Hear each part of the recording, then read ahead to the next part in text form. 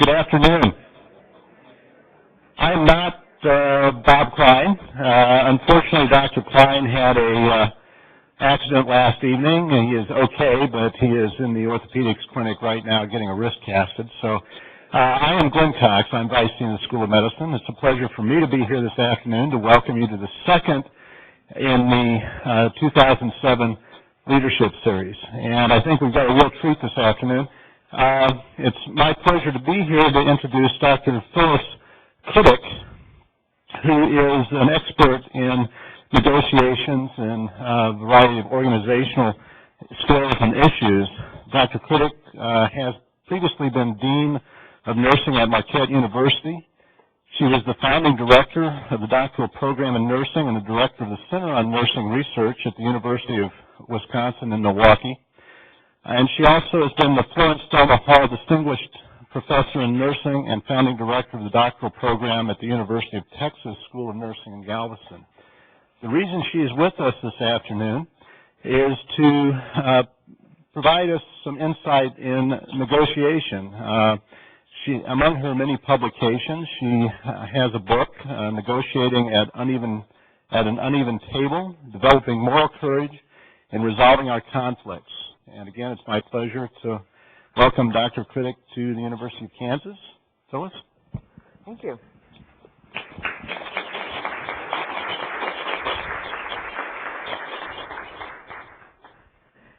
Good afternoon, right?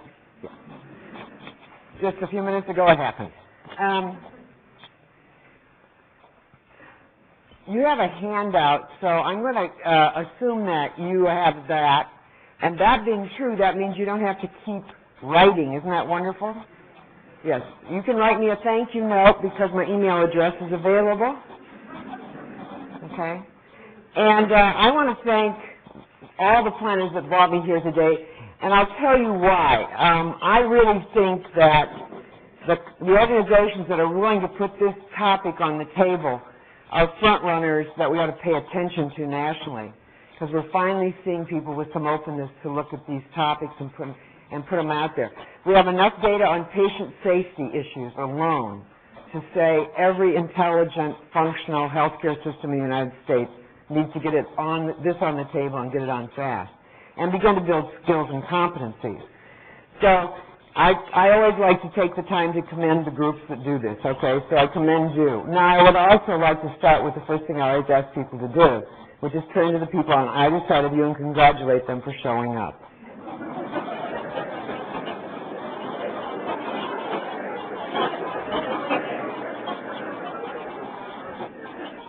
Let me tell you why I do that. You notice the topic, conflict and negotiating. One of the things the research on healthcare communities demonstrates is if you use the word conflict, a vast majority of us leave the room rapidly. Okay? I've been doing this for 20 years now, and one of the most common questions I have had historically is, can we avoid using the word conflict in your presentation? And you're kind of like, well, that's going to be difficult. That is the topic. But they're dead serious, because, you know, we're like really uncomfortable with this word. Those of you who have looked at the American Association of Critical Care Nurses work on silence kills have learned a lot about that whole issue of how we're avoiding putting things on the table. So I commend any person that consciously says, let's go learn about this. Let's go deal with it. That's, first of all, you as an individual, but also your organization. And that's what I'll be talking about. This is my philosophy of education. I think it's not about the filling of a bucket for the lighting of a fire. I only have an hour, so I'm going to work real hard to light a fire. Okay? Tom? Say it again? Glenn? Well, Glenn. See, I don't have a very good memory because I'm aging rapidly. Glenn mentioned this book, and this is my marketing moment. Everybody look at it. Okay, it's done. If you want to fill your bucket, this is the book to fill it with. I think when you want a bucket filled, you go read a good book or watch a video or something.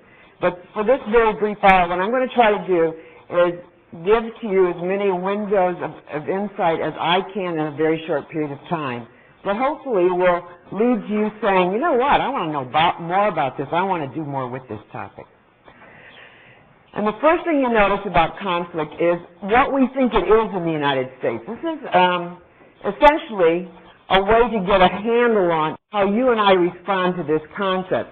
For the record, there are many cultures that have fairly positive stories attached or narratives in their head about conflict. Here's the words we use: war, battle, struggle, opposition, difference, disagreement, discord, clash. Makes it sound really fun. You just can hardly wait to go in there for it. Okay? If you look at most people in the healthcare community, they came in because they wanted to care for people who were injured or harmed or traumatized. It almost feels antithetical to them to look at these topics. Look at what the thesaurus says: divergence, argument, quarrel, contradiction, dispute, fracas, controversy, skirmish, fight. You can begin to understand why we are not thinking this is like the room we want to be in. Okay? Any common sense person would say that. In the West, we have attached, and I mean by that Western world, we have attached a connotation of adversarialness, threatening, dangerous, harmful, bad outcomes, and a fixation on who gets to win. The converse of that I use is yin-yang. Okay, where you look at complementarity. The West has created conflict as a competition. So, I'm here to talk about something other than that viewpoint. The idea of actually saying, yes, I know all of that, and now would you like to think about it differently? I've congratulated you. I think that we all need to begin to reframe, is conflict always bad? Are there ways for me to analyze it better, understand it better, see what I'm good at already? A lot of healthcare providers are very good at conflict already in some arenas. In some other dimensions, they're not. And so knowing what you're good at and what you might still want to learn is very important. Expanding your competencies. Looking at how a culture can change. Can we take the culture of healthcare and shift this? We're considered by the field that deals with conflict resolution is called alternative dispute resolution. And we're considered one of the most, if not the most, resistive industries to dealing with new ways of thinking about conflict. So people don't want to work with us. They're very gun-shy about it. They make strange judgments about us. Because when you invite people in healthcare to the table to talk about conflict, we bring a lot of baggage with us. So what I'm interested in is creating an experience of a different kind of fire, one that's achieved through reflection. Now, all organizations have some type of conflict management system. That isn't the issue. The issue is, what do you use? Managing conflict is not resolving it. So let's say at your unit or wherever, your division or your school or whatever you use, you can figure out fairly quickly. You just do an analysis. And what you'll find is we use things like, we pretend it's not here. Or, we're polite at all times, but secretly hate each other. You know, there's a whole bunch of kind of bizarre, these are conflict management systems, okay? The issue isn't whether you have one, it's whether you have one that's healthy, wise, constructive, and getting you anywhere. The other thing you'll notice about conflict management systems is until you analyze them and make choices about them, you will find yourself using repetitive, ineffectual, unsuccessful, and harmful solutions. So, even though you know it didn't work yesterday, you get up today and say, I think I'll do it again today because that's how we do it here. Knowing full well it will be hurtful to you or others. Okay? So conflict management systems are a given, it's just what are they? And they reside in and reflect also the norms of the larger culture. So if the West is a culture that's kind of fixated on conflict being dangerous and you have to go in like a warrior and see who wins, then that's how we'll look. And these cultures shape their approach to conflict. One of the interesting things that throws people from alternative dispute resolution, ADR, is that we have so many subcultures. So even within, certainly across disciplines we have subcultures. And they're very different from each other. And they sit around trying to figure each other out. Then we have within disciplines subcultures. So mine is nursing. The conversation I have with a peds nurse is very different from the conversation I'd had with a psych nurse in terms of what they think is important. And we have a bunch of assumptions like, oh, the peds nurses are going to all talk to us like we're children. You know, we have a bunch of kind of mindsets that we play with like that. So the cultures are a huge issue. I'm using this as a backdrop because it's interesting, and because it's in your handout, you can look this up. This is from JAMA, 2005. These are two physicians who concluded after looking at conflict, these are the things we probably need to let go of. So this is to say, 2 years ago, there were at least two physicians in the United States who thought it was worth publishing an issue like this. These two men said they thought avoiding or denying conflict, acting in the heat of the moment, assuming you know the whole story or the other party's viewpoint, repeatedly trying to convince the other party of your, aren't these familiar? Yeah, this is like going to a department meeting. Okay, look at the rest of them. Proceeding as if the issue can be settled rationally or with evidence. I love this one. This is why I need the bed and you don't. Denying personal reactions. I'm not angry. I'm just trying to tell you my point of view. I mean, none of us are ever rageful, angry, or sarcastic, as you know, because we're highly professional. And then declaring the other party is responsible for the fix or ethically questionable. Now, I love this list because two physicians had the courage and the candor to put it out there. But man, is it a great snapshot. What we're looking for is a prescription for enhancing pride and joy in our work, okay? And that's the uneven table, my preferred terrain. The uneven table, as I use it, is a place where some parties are disadvantaged and some parties do not know or acknowledge this. Justice and fairness under such conditions are unlikely. I'm 63. I was one of those academic women that did, I got to be the first woman this and the first woman that. Yeah, really a fun role. And so when I went through my training, they kept saying, be sure to set an even table, and I would put up my hand and say, I've never been at one. And they would say, that is such a good insight, Phyllis. And then one very special man named Jim Lowry, who headed up the first doctorate program in conflict resolution in George Mason University in Fairfax, Virginia, and I'm now quoting Jim, I would certainly never talk this way myself, said, Phyllis, it's a white guy's discipline. It's always been a white guy's discipline. You want to hear a different viewpoint, write the goddamn book. And that's how the table book happened. What am I interested in? Most of our negotiation theory presumes equitable placement of everyone at the table. Or, when it's acknowledged, and African Americans are very familiar with this one, let's have three black folk at the table. First we do the one black person. One black person is supposed to represent all of the history of the continent of Africa, in brief sentences. Then we say, well, no, that's not right. We'll have three, which then sends a signal of, okay, well, we're working our way through this. That is, we do tokenism. Okay, and as someone who did tokenism for several years, I recognize the dynamic. So that's an uneven table, and that's a much more difficult thing because often, almost everyone in healthcare feels like they're at an uneven table these days. Almost everyone. And certainly most clinicians do, because the power brokers right now in healthcare are third-party payers, the legal system, and to a growing degree, interestingly, HR. Okay? So, if you try to do something and it can't get the blessing of those three players, you don't get to do it. Those are the people that can say no to you. They're often the response is represented through policy or through an announcement from an administrator, but those are the doors. The other challenges we face are the assumptions of entitlement and assumptions of victimization, most easily documented, I think, with the historical relationship between medicine and nursing. We have a substantial number of physicians who know they were born to Princeton, and historically have played that out. And you have a number of nurses who think life has been cruel to them because they work with Dr. Schwartz, and they go to lunch just so they can talk about how painful it's been, okay?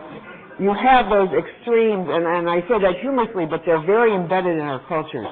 So even under the best of conditions, and a lot of people will say, well, I don't have trouble with nurses except, or I don't have trouble with physicians except. I think it's good news that we've got it down to a short list.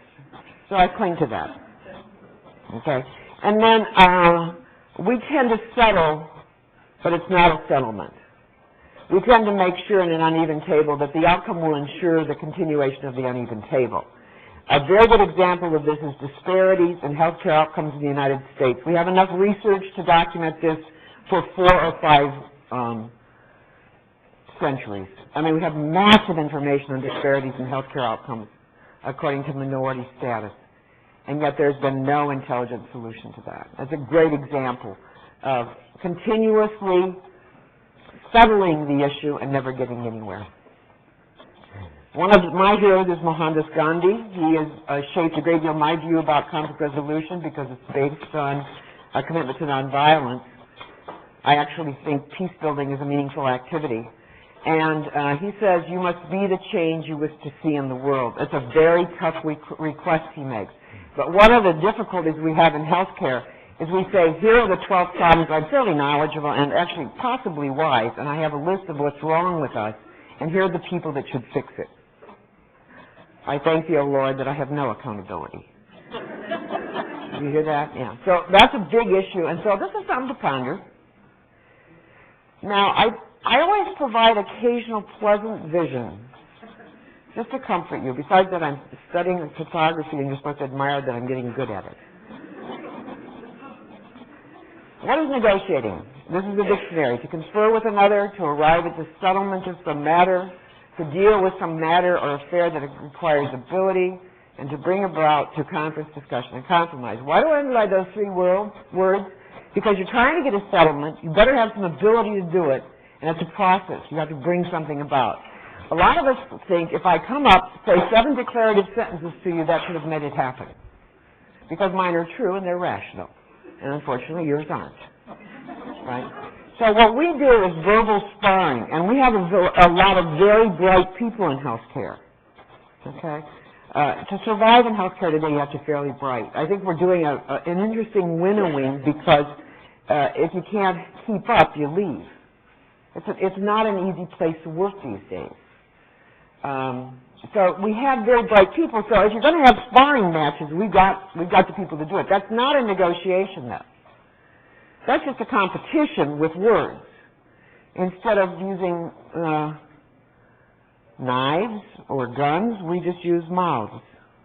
Okay? What is negotiation really? It's a creative decision-making process initiated to address conflict, which involves inclusiveness, timing, sharing, active listening, rules, principles, fairness, reframing, creative option generation, and often all of this at an uneven table. Now, that list is very daunting, and if you haven't felt it's daunting, then worry about it and go back to the picture of the flowers so you're comforted. The reality is, this is not easy to do, and I don't pretend it's easy to do. I expect at my deathbed to say I'm starting to get it, okay? And I work at it a lot. We have to begin to rethink old barriers to constructive work relationships. It's hard work. Our historical MO of choice has been manipulation. Doctor, this is so good. Doctor, I knew you'd want to give this medication. I mean, give me a break. If I wanted to give it, I would have. Obviously, you want me to give it, and you've used this weird dynamic. I mean, that was one of the things I was taught to do as a young nurse, is tell doctors all the things they wanted me to do. I mean, they wanted to do. So manipulation we use a lot. The basis for manipulation is it's unfair and it's insidious. It is based on an intent to deceive. Now, Thomas Kilman has developed, Thomas and Kilman, they developed what is the most used instrument and I've given you the source there for it. You can go online and buy this, it's only $11. You want to know what your preferred style is, do it. And you can get it, you can answer it for different situations, which is also interesting. Smoothing over is my language for avoidance. That is our primary MO. What is your job? Every day as conflict occurs, you're supposed to go smooth it over. So tomorrow we can come to work and have the same one which you get to smooth over. I would love to see really good research on how much smoothing over activity it takes per day in healthcare institutions. Now, in academic health centers, it's even more interesting because you get to do it not only as a faculty member, but also as a clinician. Okay, if you're a student, you get to watch faculty do it so you can take notes and memorize how to do it when you grow up. Keeping the peace, accommodation. And accommodation means I give up what I'm trying to achieve to keep you happy. A lot of healthcare providers who feel like they're in power relationships call accommodation collaboration. My discipline, nursing, is very rarely clear on what collaboration is. It usually is doing accommodation because it's not worth the hassle of doing otherwise. And it's not worth the threat, and it's not worth the recrimination. I would propose that many allied health people feel the same way about nurses. Cutting a deal, which is compromise. I call this a Solomon solution. Let's just cut this baby in half and see how it works. It never feels good to anybody getting into outcome, but it's often what we use. Counterattack, which is competition. And the only other one, which is the one, at least my discipline scores lowest in, is collaboration. Lacoff and Johnson wrote a book called Metaphors We Live By. This is a snapshot of the West. They are posited the central metaphor of this country is war, argument, and competition. It's focused on dominance and power over. And the United States Institute of Peace, the only federal agency that deals with peace as its goal, did a think tank on the United States negotiating style, and these are their two outcomes. The United States negotiating style is forceful, explicit, legalistic, urgent, and results-oriented. Doesn't that make you feel relaxed? I mean, if you're a family member who's feeling really scared about what's happening, don't you really want that to be the negotiation style that comes at you?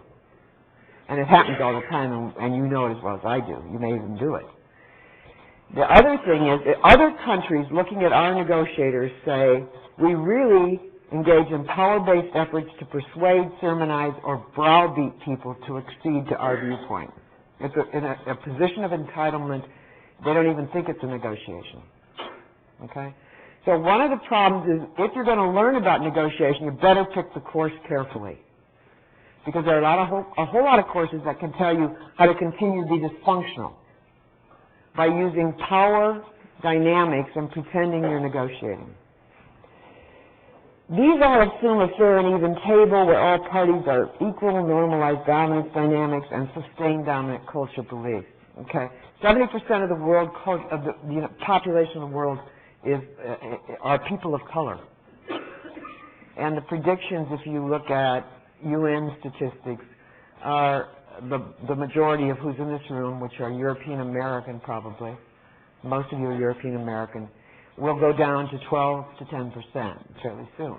So part of what we don't have clear in our heads is the dominant culture, because of colonization, is shifting, and we're not ready for it.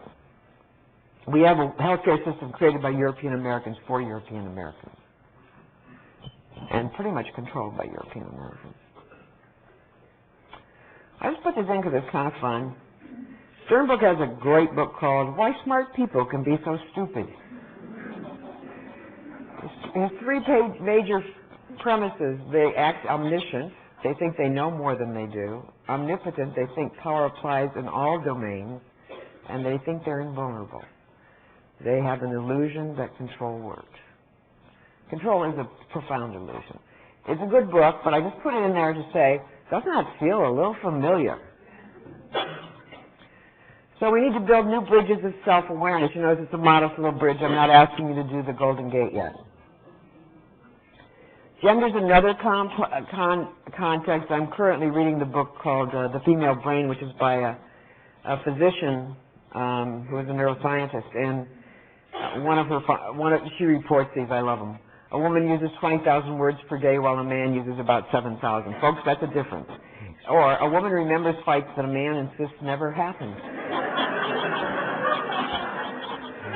Now, she's not writing a polemic. She is writing a description of the existing neuroscience.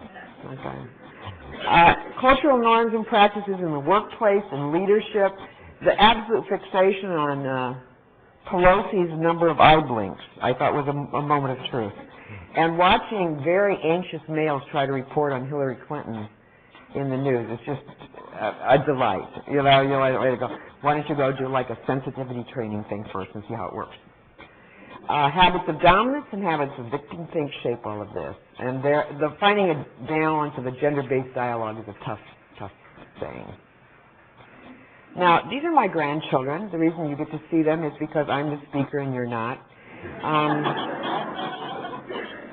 And they're going to come in every once in a while. I learned to use them because I do this work for the next generation. This is my legacy work. I want to die knowing I handed them something better than just war. So this is Alex and Grady. Alex is the girl. And this is a good snapshot on gender, I think. Who put her in charge and what's the old buddy act about? That's pretty much what Grady looks, doesn't he? Like, oh good, the big sister is such a joy. And generations are another big place where we're playing this out. For the first time in our history, the workforce has 4 active generations. Corporate America is confronting this much more directly than we are in healthcare. In healthcare, here's what we're doing. We have predominantly the boomers in charge, often backed up or supported by fairly uptight traditionalists. They are not happy with Generation X, and those of you who are Generation X already know this. Okay? So you know your work ethic is highly questionable and should be punished. Barack Obama, who is 43 years old, several years older than JFK when he was elected, one of the heroes of the boomers, is called by every boomer commentator a little young and inexperienced at 43. You know, we don't want to give the baton away. If you look at the research, just look at the statistics on the age of the Senate is instructive. The Senate, and I mean the Congress, the Senate and the House of Representatives. We have 2 generations, traditionalists and boomers, hanging on to the control desperately, and we do not see any baton passing going on. And if you don't believe this, try to gain the trust of someone who's either a Generation X or a Y, but preferably X, because they're sitting waiting with their hand out. And they will tell you that they're not getting the baton. They're also not getting mentored. So they're in line to take over, but they have neither support nor mentors, and pretty much a heavy critique. This primarily from the generation that said never trust anyone over 30, is now saying never trust anyone under 60. So we need some reframing. Leadership's developmental stages could create new relationships in the workforce. If you use Erickson's developmental stages, right now, boomers are ending generativity. The risk they have is stagnation, and the primary thing they should have achieved is the capacity to care. Traditionalists are grappling with integrity. Their risk is despair, and the virtue they should be manifesting is wisdom. For the first time in our history as a species, we have a huge generational bulge that has had enormous amount of opportunity, education, stability, freedom, and they could all march into wisdom together, and we could have a huge wisdom surge as a species. They're busy doing what I call the Botox Cialis fixation, and I do hope they let go of their fear of aging and just go ahead and embrace it, because we could use the wisdom as a culture right now. But that's one of the things we're dealing with, and it's very pronounced in healthcare, whether you notice it or not. Almost all the calls I get to come in and do work in the last couple of years have eventually they do this thing. Do you deal with generational problems? And I never say yes right away. I say, tell me about that. It's always a boomer, and they're always telling me the Gen Xers are driving them crazy. Then they talk a little more and say the Gen Ys are bothering me a little bit too. So I always want to go, so you guys must be perfect, huh? Boy, that must be a good place to be. We need to craft a worthy legacy. And this is from Norman Cousins, who wrote a book, his last book called The Pathology of Power. Beyond the clamor and clashing ideologies and the preening and jostling of sovereign tribes, a safer and more responsible world is waiting to be created. He said that about the global community. Doesn't that sound like your hospital, your health center? Beyond the clamor of clashing ideologies and the preening and jostling of sovereign tribes. We're very tribal in healthcare. We even wear stuff to make sure everybody knows what tribe we're in. I remember when nurses figured out they could wear lab coats and then they'd look powerful like the doctors. It's time for some heavy lifting, and Mr. Grady here, who's less than is just a little over 1, managed to lift that thing.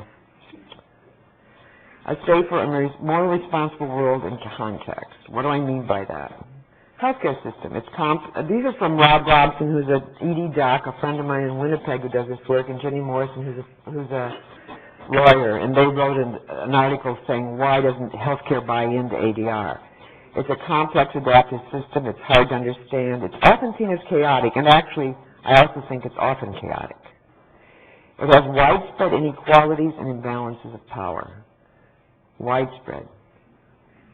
So when we say be inclusive, we don't really want a whole lot of people at the table. When we say let's be inclusive, we say here are the 3 people that we want at the table, or here are the 8 people, and we really don't want the rest of these people at the table. And we certainly don't want him, because you know how he acts when we bring this up. And she cries. It includes a diverse cast of characters with widely divergent cultures and value systems, and it lacks clarity on who should be at the table. We don't know how to set the tables. We don't know who should be there. And then when they get there, we're not sure we're glad we invited them.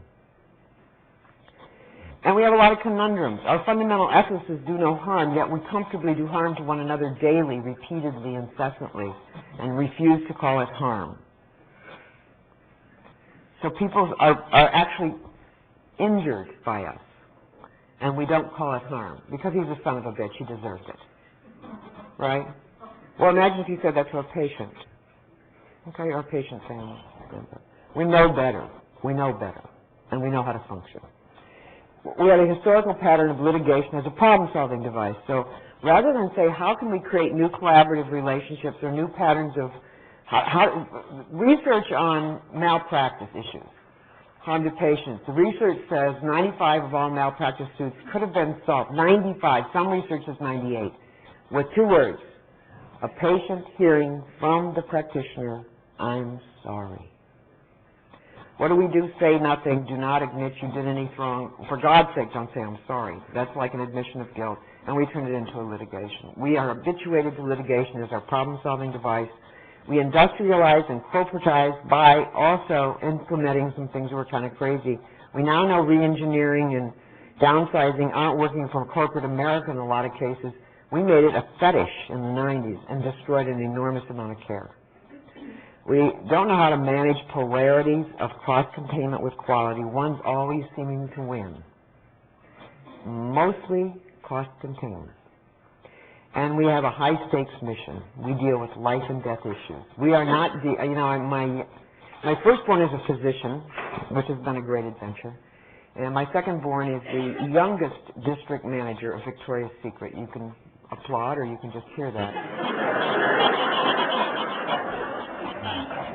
And I always say I have great underwear and great health care, which is true. And I learn a great deal from both of them. I'm close to both of them. They're wonderful daughters. And it's very interesting to watch the rules of conduct in retail and what you get fired for compared to what we are willing to tolerate in life and death issues. Now, Becca at 21 fired someone who made an inappropriate comment about someone's sexual orientation in front of a customer at Gap, and she fired them that minute. It was not a big debate. I mean, the rules were there. Everybody knew the rules. They signed the thing that said, I don't do this. They said, we have a zero-tolerance policy. Do you know that? And they said, you know what we do in healthcare? We institute a treatment program for them. The 8-year version.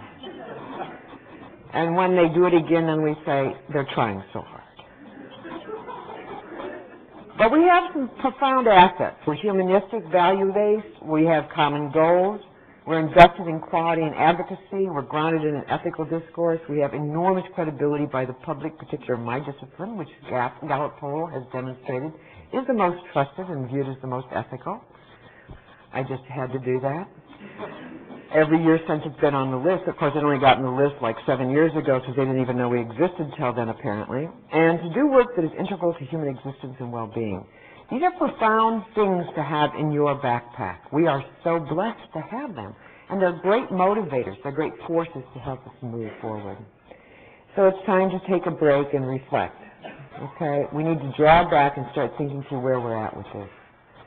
We are, I think, moving toward a promising tipping point where we're embracing creative new conflict management options and what I call the other ADR, because as you know in healthcare, ADR is an adverse drug reaction. So if you get up in healthcare groups and say, I'm going to talk about ADR, they go, oh, good. Oh, we love that stuff. You know. Another incident report.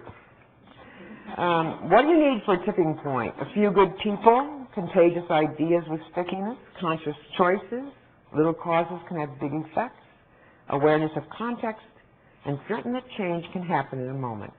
So I'm not going to try to get all of you aboard. I just want the ones that are up to it. And that's where I've come to. I've come to just finding the front runners. I'm not looking for people that are going to, I have a lot of reasons, but I know this won't work, honey. Yes, I do know that. Okay. If you want to have that conversation, I have a hunch there are others that will join you. So don't worry about it. You're not alone. And what we need is just a few visionary people with the guts to say, why don't we start talking the truth? Why don't we start really having communication that's honest? And why don't we put this stuff on the table and start solving it instead of adapting to it? We have a gazillion catalysts. The Institute of Medicine's work, Crossing the Quality Chasm, to a big one to Earth Human, where we noticed that maybe by getting rid of all these healthcare providers, we were killing people. Keeping Patients Safe, the one on nursing. JCO now has two standards that got me very excited, one on conflict resolution and one on disruptive behavior. But just in general, their whole approach has changed. You've heard of crucial conversations. I talked about silence kills. Groups like Leapfrog and Commonwealth Fund, Magnet Hospital Movement. We have 1,000 external forces saying, we'd back you if you'd have the guts to do this. You know, you have enough to make a case to keep 4 boards of directors happy for a week. Okay. We don't need more data.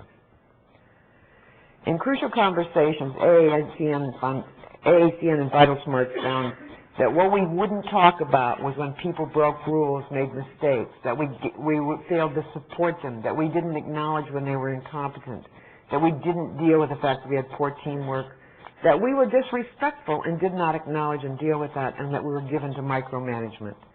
All of you know that there are micromanagers above you.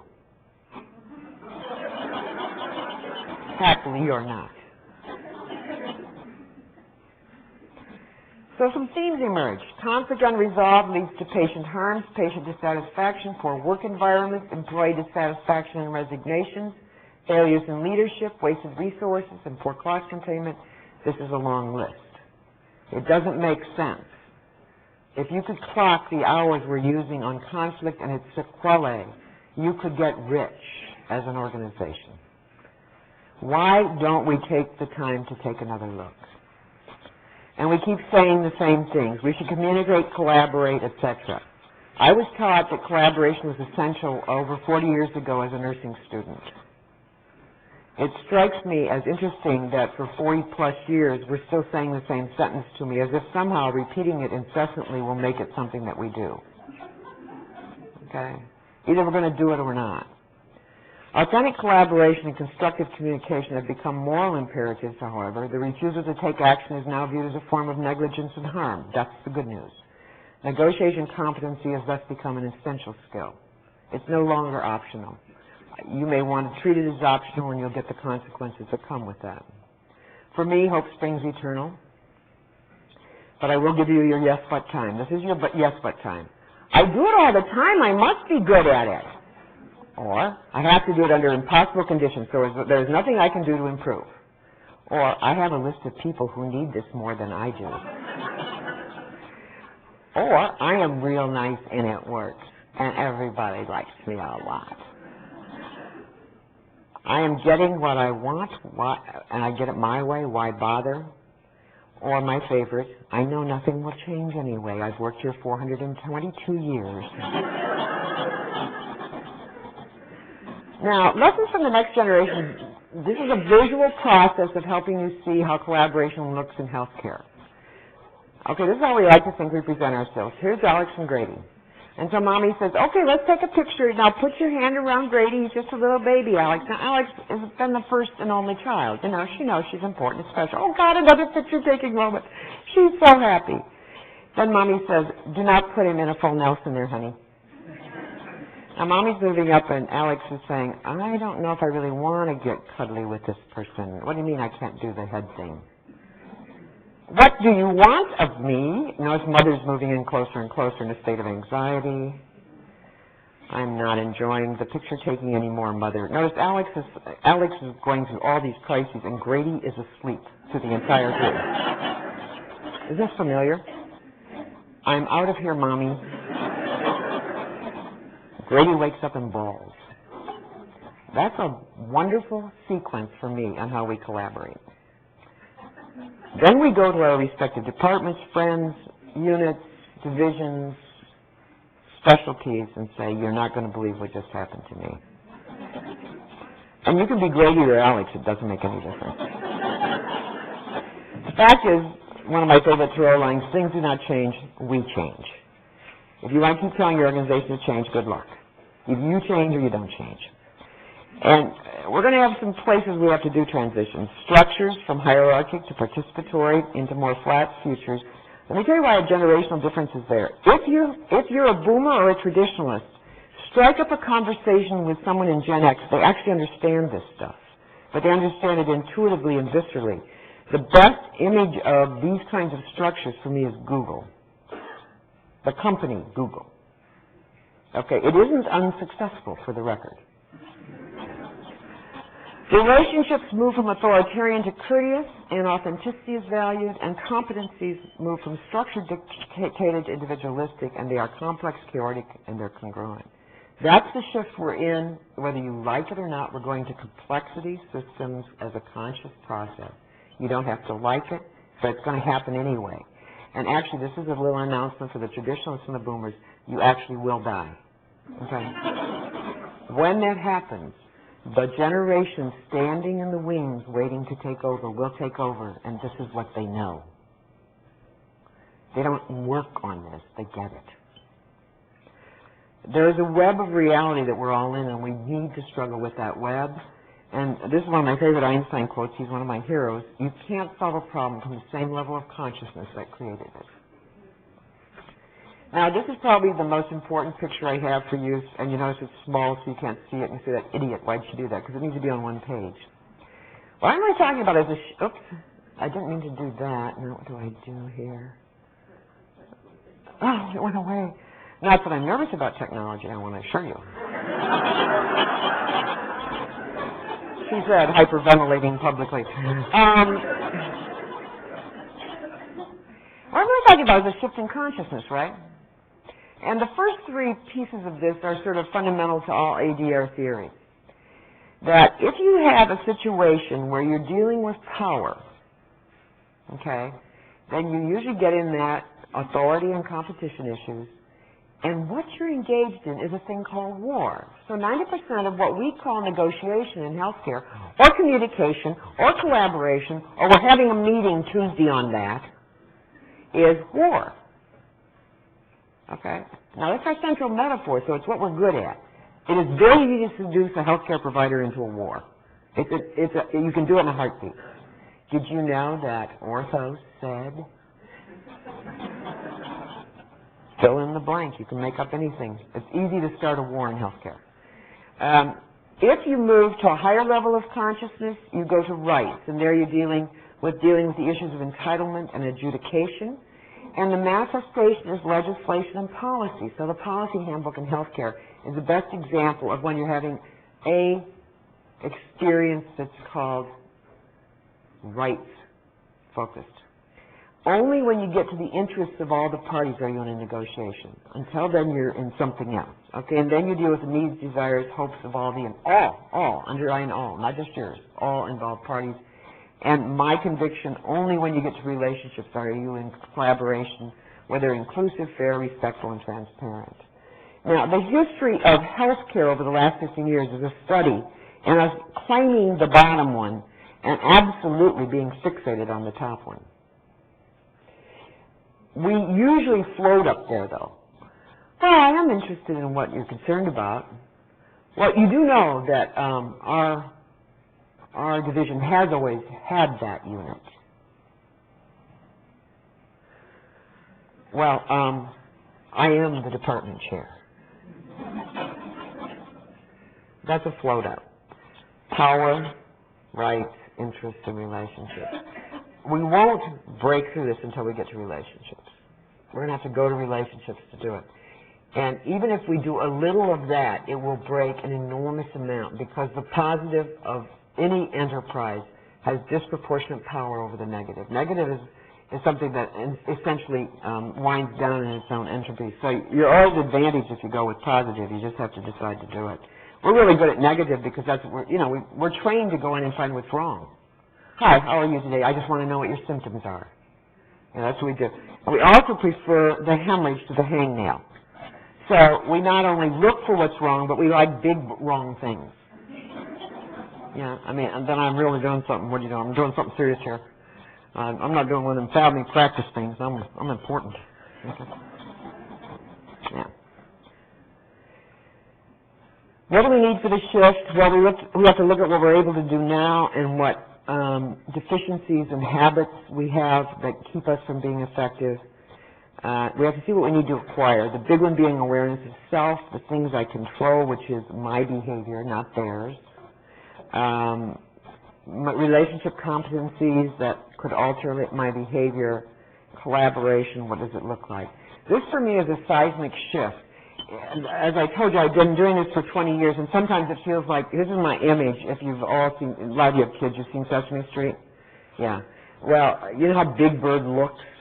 I think of an albatross that size with a large chain around its neck, and I'm dragging it across the stage. You love this stuff, you know. We are so unwilling to embrace this. It's going to take hard work. And we have to have this honest self-disclosure. There is a reality called universal human cruelty. All of us are capable of cruelty, and we are often cruel to one another. And pretending we aren't is inappropriate. It's dishonest. We deny our own dark side. We're all perfect. We're kind, loving, gracious, good people who only do wonderful things. I don't know why they hired those jerks. The tyranny of attachment to habits. We have been the powerful people for a long time. I see no reason for us to quit being the powerful people. Who brought in those people that are wishing for powerful moments? High tribalism, very high tribalism. Those of you who shake your heads and say, what is that going on in Iraq? Just look around the hospital. It's the same model. Okay? You just have to know which tribe you're in. Impulse to rage and revenge, creation of fear, defeat, despair, and acquiescence. This is all impossible, and you're really saying something so negative. I wish you wouldn't bring up these negative things. I'm a very positive thinker. I love when people tell me that. Projection of our problems onto others, and then finally, I thank thee, O Lord, that I am not whatever. This is a biblical thing. Gee, I did it again. I couldn't have crisis up here, and you're going to have to carry me off, you know. But it's a beautiful flower instead, thank God. So, here's, from 20 years of experience, some things. Slow down, ask questions, actively listen. Here's just stuff you could start tomorrow. You don't have to do all of them, you could just pick one. Just like yourself enough, respect yourself enough, cherish yourself enough to say, I'm going to take one of these things and try it for 2 weeks and see if something happens. Here's what will happen. People will have meetings and say, what happened to Mike? Yeah, he's listening again now. It happened to me 3 times now. Something's going on. Probably sinister. Own your own stuff. If you have garbage, it's your garbage. Own it. Be public about it. And never own someone else's garbage. There are certain people in healthcare, my discipline in particular, who go around saying, oh, sure, I am the sponge of hardship. Okay? So a physician says, would you take care of this? Yes, I'll do it. And I'll suffer while I do it because that makes me noble. Reach out for inclusiveness. Who is not at the table and why are they excluded? If you ever set a table that says, I don't want that person or that person there because they're going to differ with me, rest assured your outcome will be stupid. I mean stupid. Okay? Do a comprehensive conflict analysis. Explore all sides of the story. Learn the interests of all the parties. Look at the context. We make quick judgments. You have a community around you that forms judgments of what kind of a shop you are. Okay? So if they say hi to you, you immediately say, you know why they said hi. That's a quick judgment. You don't know why they said hi. Talk to them. Find out why they said hi. Reframe everything. Every message you get, this is one of my strengths. No matter what you tell me, I can see it a different way. Train yourself to imagine that you could see something different than the first story you tell yourself. We're attached to stories. Write new stories. Assume there are multiple solutions. We also do this. It's either or. One of the good things I did as a mom was always saying my kids should have two choices. I mean, more than two choices. I always said they should have at least three. It was just intuitive. I think there's something sick about saying you have to do A or B. You always know you lost something under those conditions. My kids, who are 31 and 36 now, if you give them two choices, they'll go and they don't even know they're doing it. They're habituated to assuming there are multiple choices. It's one of their strengths. They're also great negotiators, and I think that's part of the reason. They know there are multiple options, not just two. And find them, name them, reflect before you decide. Honor the moral agency of all parties. Even the person you find most reprehensible, you will probably, if you take the time to learn their story, find that moral agency in them. They just have a different moral agency than you. For the record, boomers and traditionalists, the Gen X has a work ethic. It's just different from yours. It's just different. Right? Relate from a place of compassion. Theoretically, that's supposed to drive all of our behavior. That's what the book said. Practice, but never, we like this, let's do the hemorrhage. Practice in the easiest, safest place you can first. Do not go with the hard one. I recommend people start practicing in the grocery store because there's so many weird things that happen in grocery stores and you can try it. This is to make you feel like there's something beautiful in the world after I just said that. Why do you negotiate? It takes less time than conflict, it costs less, it feels better, it has better outcomes, work environments, it improves patient care and outcomes. It's self-actualizing in nature and impact. It's got everything going for it. Constructive conflict management to confident negotiation is essential to successful collaboration. If you're going to use some kind of tool anyway, why not use one that works? In summary, change is not optional. It is escalating. It's disruptive. It creates conflict.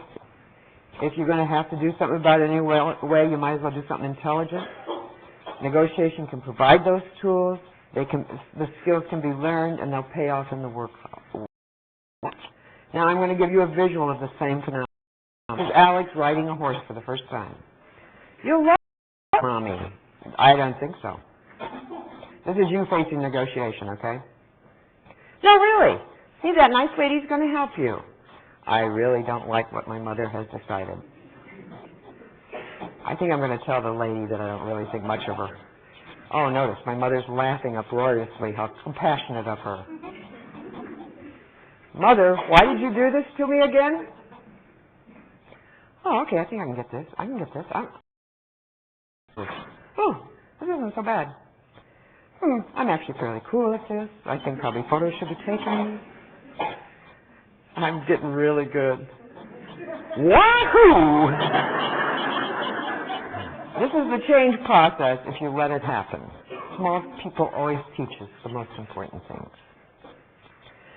Another Thoreau quote, one of my favorites. Do not follow where the path may lead. Go instead where there is no path and leave a trail. You too can ably conduct negotiations and mediations, realize more authentic expressions of do no harm, contribute to creating a safer and more responsible world, become an official participant in the tipping point momentum in the healthcare system. And remember, imagination is always more important than knowledge. Thank you very much.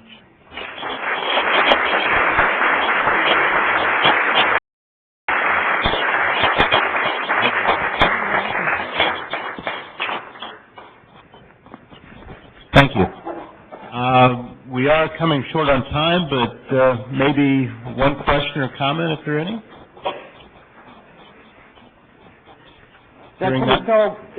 You're also captivated now. You can hardly wait to sign up for more, right?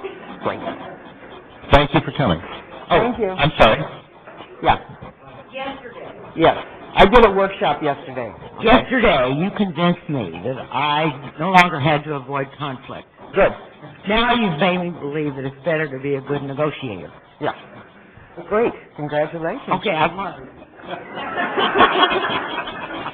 You're never too old to learn either. Remember that. That's right. Thank you. Yeah, use your wisdom well.